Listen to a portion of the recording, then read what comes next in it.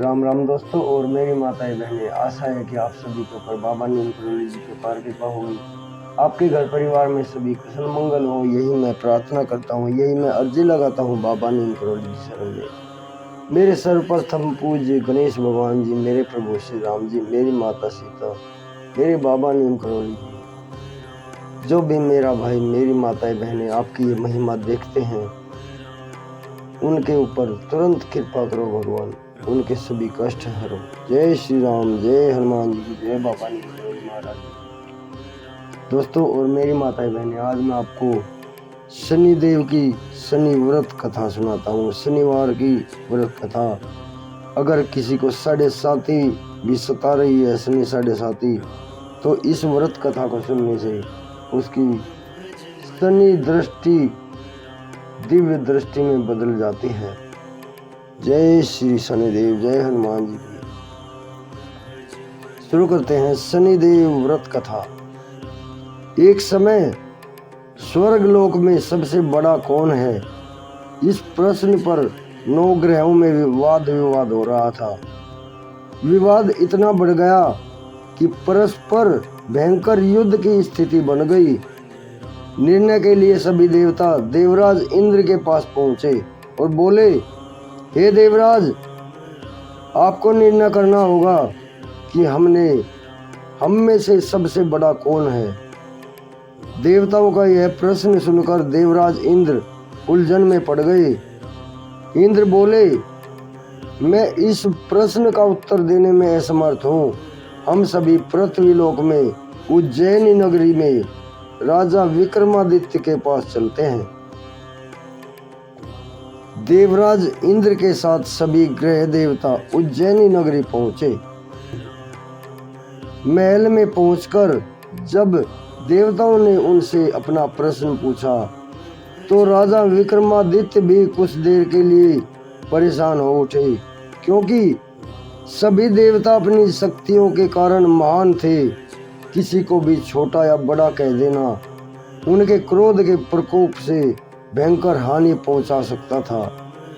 अचानक राजा विक्रमादित्य को एक उपाय सूझा और उन्होंने विभिन्न धातुओं, स्वर्ण, रजत, चांदी, कांस, ताम्र, सीसा, रांगा, जस्ता, अभ्रक और लोहे के 9 आसन मंगवाए। धातुओं के गुणों के अनुसार सभी आसनों को एक दूसरे के पीछे रखवाकर उन्होंने देवताओं को अपने अपने सिंहासन पर बैठने को कहा। देवताओं के बैठने के बाद राजा विक्रमादित्य ने कहा कि आपका निर्णय तो स्वयं हो गया। जो सबसे पहले सिंहासन पर विराजमान है वही सबसे बड़ा है। राजा विक्रमादित्य के निर्णय को सुनकर शनि देवता ने सबसे पीछे आसन पर बैठने के कारण अपने को छोटा जानकर क्रोधित होकर कहा, राजा विक्रमादित्य, तुमने मुझे सबसे पीछे बैठाकर मेरा अपमान किया है। तुम मेरी शक्तियों से परिचित नहीं हो। मैं तुम्हारा सर्वनाश कर दूंगा। शनि ने कहा, सूर्य एक राशि पर 1 महीने, चंद्रमा 2.25 दिन, मंगल 1.5 महीने, बुध और शुक्र 1 महीने, बृहस्पतिवार 13 महीने रहते हैं। लेकिन मैं किस राशि पर 7.5 वर्ष तक रहता हूँ। बड़े बड़े देवताओं को मैंने अपने प्रकोप से पीड़ित किया है। राम को भी 7.5 के कारण ही वन में जाकर रहना पड़ा और रावण को 7.5 के कारण ही युद्ध में मृत्यु का शिकार बनना पड़ा। राजा, अब तो भी मेरे प्रकोप से नहीं बच सकेगा। इसके बाद अन्य ग्रहों के देवता तो प्रसन्नता के साथ चले गए, परंतु शनिदेव बड़े क्रोध के साथ वहां से विदा हुए। राजा विक्रमादित्य पहले की तरह ही न्याय करते रहे। उनके राज्य में सभी स्त्री पुरुष बहुत आनंद से जीवन यापन कर रहे थे। कुछ दिन ऐसे ही बीत गए। उधर शनि देवता अपने अपमान को भूले नहीं थे। विक्रमादित्य से बदला लेने के लिए एक दिन शनिदेव ने घोड़े के व्यापारी का रूप धारण किया और बहुत से घोड़ों के साथ उज्जैनी नगरी में पहुंचे। राजा विक्रमादित्य ने राज्य में किसी घोड़े के व्यापारी के आने का समाचार सुना तो अपने अश्वपाल को कुछ घोड़े खरीदने के लिए भेजा। घोड़े बहुत कीमती थे। अश्वपाल ने जब वापस लौटकर इस संबंध में बताया तो राजा विक्रमादित्य ने स्वयं आकर एक सुंदर शक्तिशाली घोड़े को पसंद किया। घोड़े की चाल देखने के लिए राजा उस घोड़े पर सवार हुए तो वह घोड़ा बिजली की गति से दौड़ पड़ा। तेजी से दौड़ता घोड़ा राजा को दूर एक जंगल में ले गया और फिर राजा को वहां गिराकर जंगल में कहीं गायब हो गया। राजा अपने नगर को लौटने के लिए जंगल में भटकने लगा, लेकिन उन्हें लौटने को कोई रास्ता नहीं मिला। राजा को भूख प्यास लग गई। बहुत घूमने पर उसे एक चरवाहा मिला। राजा ने उससे पानी मांगा। पानी पीकर राजा ने उस चरवाहे को अपनी अंगूठी दे दी। फिर उससे रास्ता पूछकर वह जंगल से निकलकर पास के नगर में पहुंचा। राजा ने एक सेठ की दुकान पर बैठकर कुछ देर आराम किया। उस सेठ ने राजा से बातचीत की तो राजा ने उसे बताया कि मैं उज्जैनी नगरी से आया हूँ। राजा के कुछ देर दुकान पर बैठने से सेठ जी की बहुत बिक्री हुई। सेठ जी ने राजा को बहुत भाग्यवान समझा और खुश होकर उसे अपने घर भोजन के लिए ले गए। सेठ के घर में सोने का एक हार खूंटी पर लटका हुआ था। राजा को उस कमरे में छोड़कर सेठ कुछ देर के लिए बाहर गया। तभी एक आश्चर्यजनक घटना घटी। राजा के देखते देखते सोने के उस हार को खूंटी निकल गई। सेठ ने कमरे में लौटकर हार को गायब देखा तो चोरी का संदेह राजा पर किया, क्योंकि उस कमरे में राजा ही अकेला बैठा था। सेठ ने अपने नौकरों से कहा कि इस परदेसी को रस्सियों से बांधकर नगर के राजा के पास ले चलो। राजा ने विक्रमादित्य से हार के बारे में पूछा तो उसने बताया कि उसके देखते देखते खूंटी हार को निकल गई। इस पर राजा ने क्रोधित होकर चोरी करने के अपराध में विक्रमादित्य के हाथ पांव काटने का आदेश दे दिया। राजा विक्रमादित्य के हाथ पांव काटकर उसे नगर की सड़कों पर छोड़ दिया। कुछ दिन बाद एक तेली उसे उठाकर अपने घर ले आया और उससे अपने कोल पर बैठा दिया। राजा आवाज देकर बैलों को हाँकता रहता था। इस तरह तेली का बैल चलता रहा और राजा को भोजन मिलता रहा। शनि के प्रकोप से शनि की 7.5 पूरी होने पर वर्षा ऋतु प्रारंभ हुई। राजा विक्रमादित्य एक रात मेघ मल्हार गा रहा था। तभी नगर के राजा की लड़की राजकुमारी मोहिनी रथ पर सवार होकर उस तेली के घर के पास से गुजरी।